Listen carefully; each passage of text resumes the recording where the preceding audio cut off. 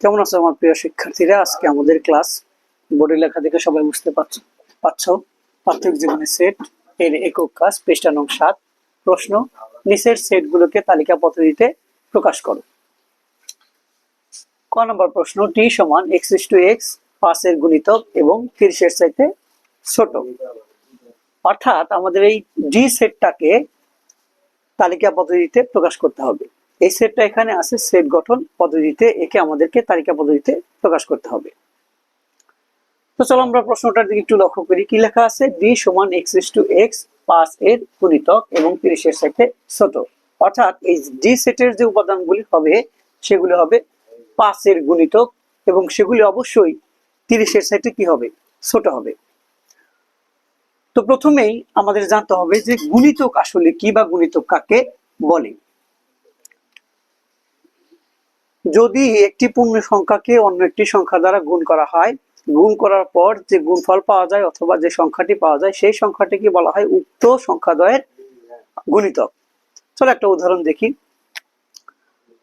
ধরো এখানে আমি লিখলাম 2 গুণন 3 সমান আমরা পাচ্ছি কত? 6।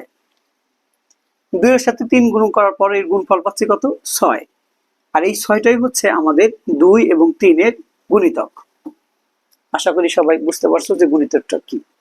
তো চলো আমরা এখন আমাদের মূল প্রশ্নে ব্যাক করি। আমাদের মূল প্রশ্নটা ছিল ডি সমান x:x 5 এর গুণিতক এবং 30 এর চেয়ে ছোট। তো সেই জন্য প্রথমে আমরা কি করব? 5 এর গুণিতক গুলোকে বের করে নেব। তো লিখে নিচ্ছি এখানে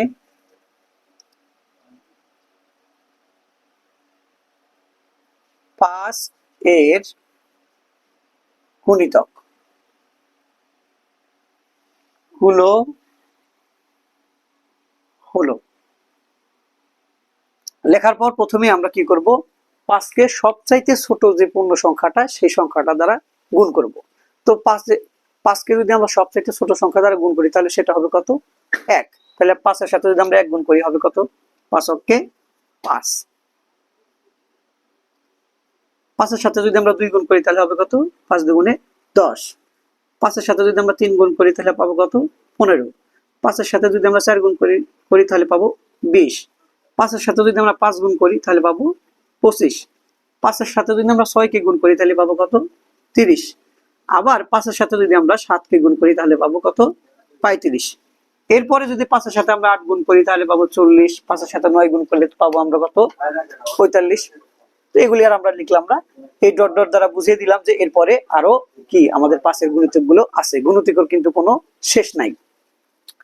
তো এখন যদি আমরা এই ডি সেটটাকে যদি আমরা তালিকা পদ্ধতিতে প্রকাশ করতে চাই তাহলে আমরা লিখে নেই যে অতএব ডি কে তালিকা পদ্ধতিতে প্রকাশ করে পাই। তালিকা পদ্ধতিতে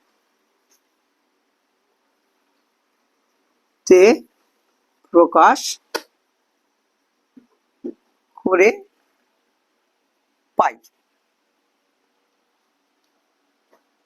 ডি সমান, এই যে তালিকা পদ্ধতি করার জন্য আমরা সেট ব্র্যাকেটটা দিয়ে নিচ্ছি। আমরা এখন নিলাম ডি সমান, তাহলে নিচ্ছি 5, এরপরে 10, এরপরে কত? 15, এরপরে কত? 20, এরপর 25, এরপরে আছে কত? 30। কিন্তু 30 আর আমরা নেব না। কেন? এখানে বলা হচ্ছে 30 এর চেয়ে ছোট। তো 30 এর চেয়ে ছোট কত? 25। সুতরাং আমরা 25 পর্যন্তই রেখে দিলাম। হয়ে গেল আমাদের ডি সেটকে তালিকা পদ্ধতিতে প্রকাশ। এটাই আমরা এখন লিখে দিতে পারি এখানে কি? অ্যান্সার। তো আশা করি সবাই বুঝতে পারছো। আর যারা বুঝতে পারো নাই, কোথায় বুঝতে পারো নাই, অবশ্যই কমেন্ট বক্সে জানাও।